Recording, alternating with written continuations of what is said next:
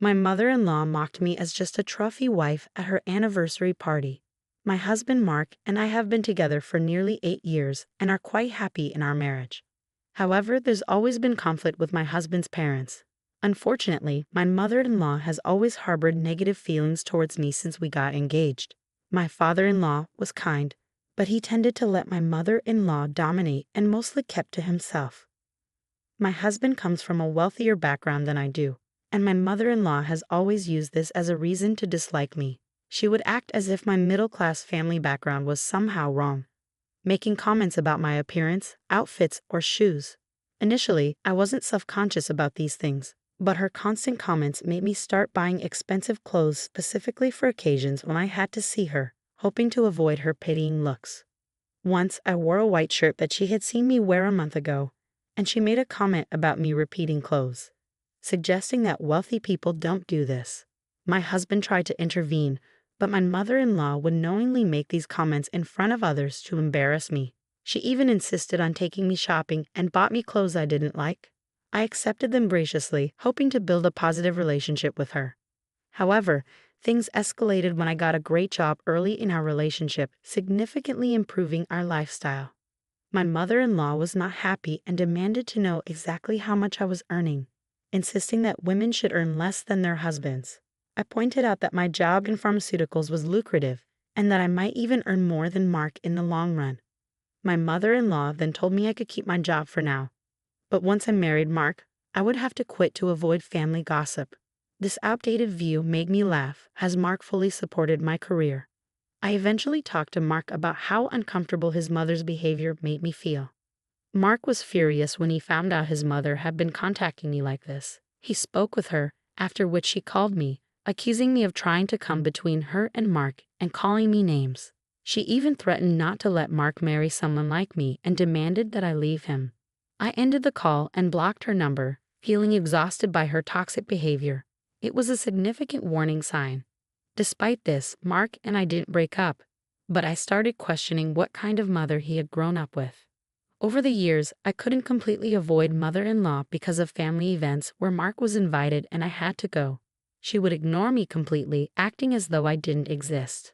For instance, at Mark's cousin's birthday party, everyone greeted us warmly, but mother-in-law would rush to hug Mark, asking about his day. If Mark tried to involve me, she'd quickly change the subject. I noticed a pattern where she'd often bring up her supposed health issues, telling Mark how old and frail she felt, despite being perfectly healthy. It was strange how she manipulated her son for attention.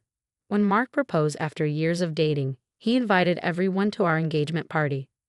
While my family was thrilled, Mark's parents weren't as enthusiastic. Mother-in-law arrived with a sour expression, which darkened further when she saw my engagement ring. She criticized Mark for buying me a larger ring than the one father-in-law had given her. Father-in-law tried to calm her down, but mother-in-law continued, implying that her son couldn't do anything right for her, but was overly generous to me. I couldn't tolerate her disrespect, so I firmly told her to leave if she couldn't show respect.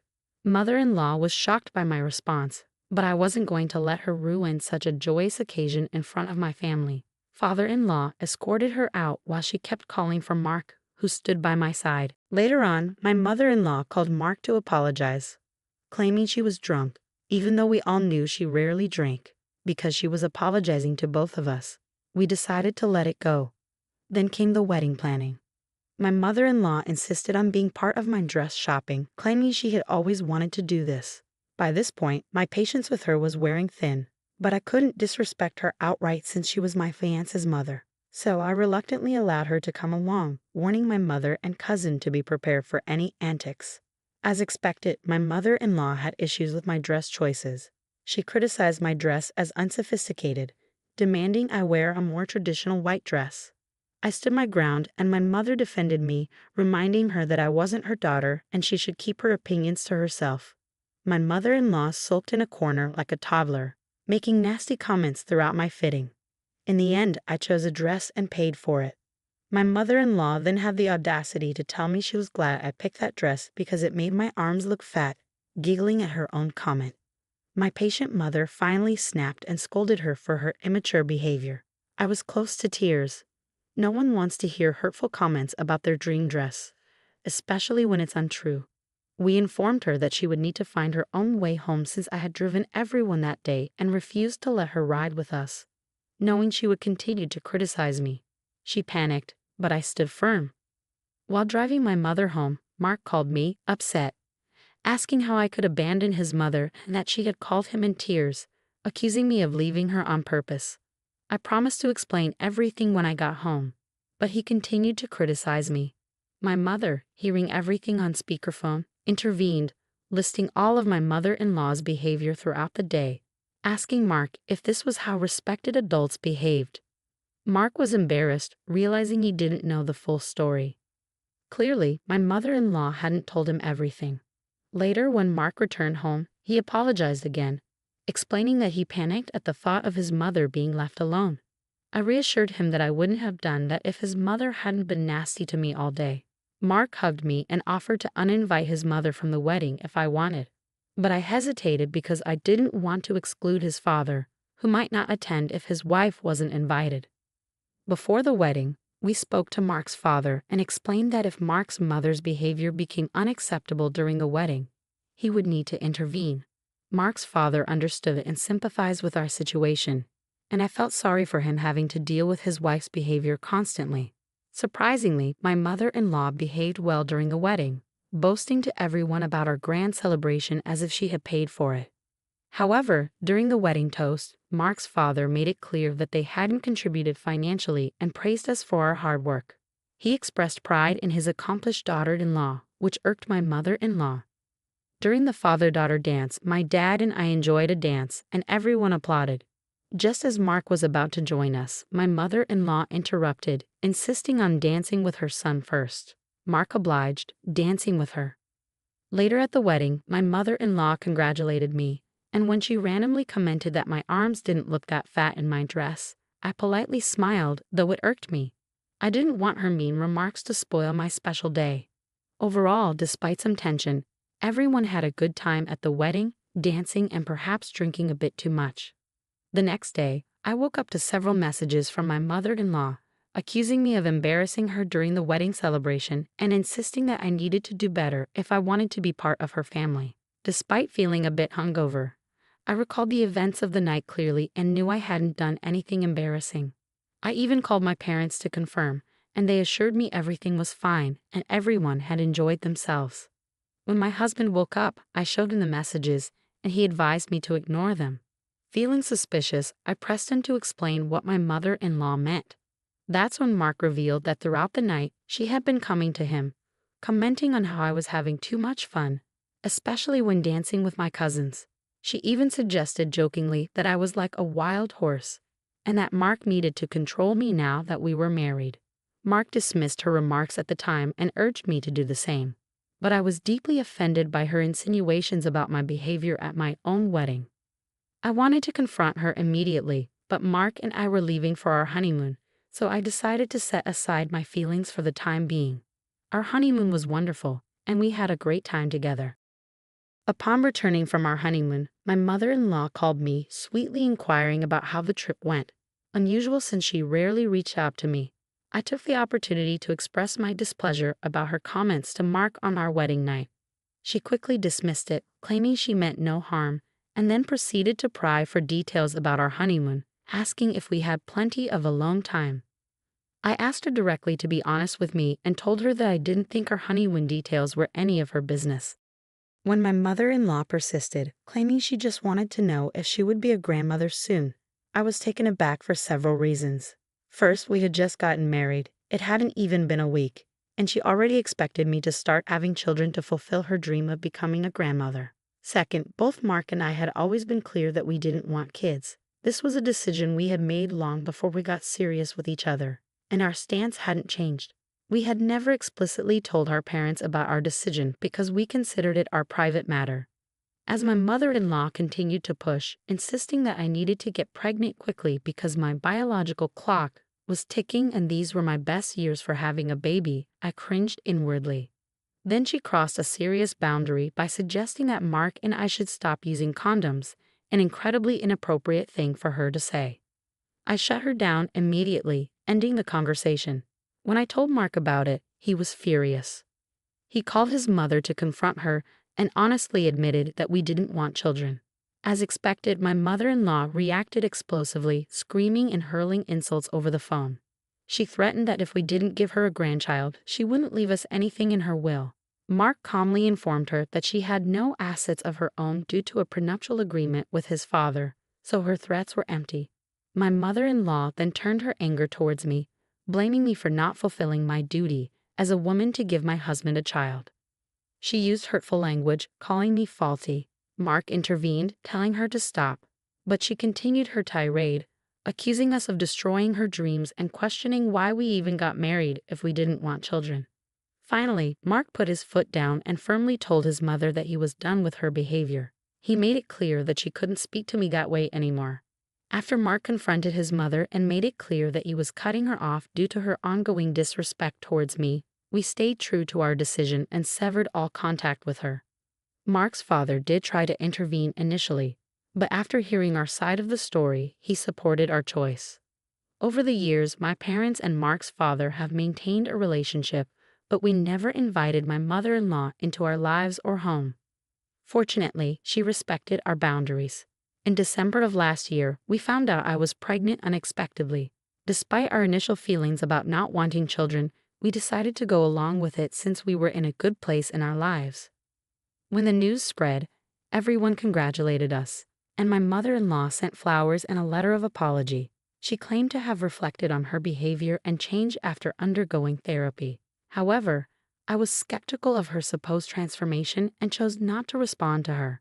Just 2 months into my pregnancy, I experienced a miscarriage. It was a devastating experience for us because, despite not planning for a child, we had already developed love and hopes for our baby. I was overwhelmed with grief and didn't know how to cope. Mark and my parents were incredibly supportive, staying by my side throughout this difficult time. My mother stayed with us for days because she understood how difficult it was for me to even get out of bed. Slowly, with Mark's unwavering support, I began to heal and process my emotions. Recently, Mark's father invited us to his and my mother-in-law's 25th wedding anniversary. It was a significant event for the family, and everyone was invited. However, Mark and I decided not to attend because we knew the topic of our miscarriage would likely come up, and it would be too painful to revisit that day and explain our grief to everyone again. Father-in-law pleaded with us to attend his and mother-in-law's 25th wedding anniversary celebration, urging us to take a night off for ourselves and relax. Reluctantly, we agreed, knowing it would be the first time seeing my mother-in-law after cutting ties with her for years. However, I was already struggling with my own grief and didn't have the energy to dwell on her or her behavior. When we arrived, my mother-in-law warmly greeted Mark with a hug, but was noticeably cold towards me. I brushed it off and found a seat, letting Mark catch up with his mother. During dinner, conversation naturally revolved around people sharing their good news and life updates. Mark's cousin announced her pregnancy, which was difficult for me to hear. As everyone congratulated her, my mother-in-law unexpectedly stood up with a microphone to give a toast. She expressed happiness about being surrounded by loved ones and then congratulated Mark's cousin on her pregnancy. However, her tone shifted dramatically when she directed hurtful accusations towards me. She insinuated that I had done something to cause my miscarriage, claiming it couldn't have been a simple natural event. Mark and I were stunned and frozen by her cruelty. Mother-in-law continued, loudly stating that her son had settled for someone like me and that she had hoped our marriage would bring her grandchildren. She declared me nothing more than a trophy wife and openly expressed her anticipation for Mark to divorce me so she wouldn't have to see me at her next anniversary party. She then cheered and drank as if she had given a triumphant speech, leaving the entire room in shocked silence. As Mark confronted his mother about her behavior, their conversation escalated into a heated argument. She continued to blame me while Mark tried to defend me, pointing out how ridiculous she was being. I felt overwhelmed with shame and embarrassment, and tears streamed down my face. It was all too much to handle, and I was flooded with emotions. Mother-in-law mocked my tears, dismissing them as an act because no one would believe my sob story anyway. Suddenly, Mark's father, who had been silently observing, stood up and called for everyone to calm down. He announced that he needed to speak his mind and revealed that he had endured suffering for 25 years of marriage. That night had opened his eyes, and he declared that he was done with it all. Update 1. I never expected my original post to gain so much attention. It's been eye-opening to hear from so many people who have shared their own stories of dealing with toxic mothers-in-law. It's truly baffling why a parent would behave that way towards their child's partner. I want to clarify something. Please don't criticize my husband. He's done his best to stand up for me whenever possible. Dealing with an overbearing, controlling, and toxic parent is incredibly challenging. I was fortunate to have loving parents, but my husband didn't have the same experience. He grew up thinking his mother's behavior was normal and has been protective of me in his own way. I also want to express my gratitude to everyone who shared their experiences with miscarriage. I'm genuinely sorry for all those who have gone through this heartbreaking loss. I've been struggling with feelings of guilt, even though I know it wasn't my fault. I realize now that seeking help from a therapist is important, and I plan to do so. I'm also looking into joining forums where other moms who have experienced miscarriage can offer support and understanding. Feeling seen and understood by others who have been through similar situations will be invaluable to me. Update 2. It's been 2 months since my last update, and my father-in-law has officially served divorce papers to my mother-in-law. He's been staying with us during this time, and he's actually a wonderful house guest. I can see where my husband gets his sense of humor from. Father-in-law also enjoys cooking, so sometimes he has dinner ready when I come back from work. Mark was truly fortunate to have him, and I can't understand why my mother-in-law would let go of such a gem like him. When Mark and his father went to serve her the divorce papers, she refused to even look at them. Mark told me that she yelled at them, claiming they had no right to cut her off. She justified her hurtful comments about me by saying she only wanted good things for our family. Mark chose to ignore her outbursts and helped his father pack his things. Mother-in-law's anger escalated as she started throwing things and yelling. Father-in-law threatened to involve the police because technically it was his house. Hearing this, she quieted down, realizing she had nowhere else to go. After the party, no one reached out to her except to criticize her behavior. Everyone understood that her accusations against me being a trophy wife were false, especially considering my successful career. They also empathized with my pain from the miscarriage. Mother-in-law's own actions left her with no family or friends left to support her. She's tried to beg father-in-law to reconcile, but he's made it clear he wants nothing to do with her. My parents spoke to mother-in-law after learning what she did to me. They warned her that they would take legal action against her for harassing and defaming me publicly. My mom isn't one to stay quiet, and she told her exactly what she thought. Knowing my parents, I trust they'll follow through on their words and take her to court if necessary. For my sake, I hope she stays away from me. Last update. It's been 8 months since my last update, and I want to thank everyone who has supported me through this journey. Father-in-law is now officially divorced and free from my mother-in-law. They had a prenuptial agreement, so she couldn't take anything that wasn't rightfully hers. Father-in-law agreed to let her keep their joint account and the car, but when she demanded the house, he and his lawyer dismissed her request because the house belonged to him before they were married. Mark heard that she's currently staying with one of his cousins while she looks for a new place to live. She has more than enough money to support herself comfortably. Mother-in-law has mostly stayed away from us, although we hear she tries to reach out to others with her version of events to gain sympathy. As far as we're concerned, she can do whatever she wants. Mark and I are doing really well. I followed through with therapy, and it's helped me connect with new friends who understand me. Mark has also started therapy to work through his own past issues. Our careers are on track, and we're grateful for everything we have right now.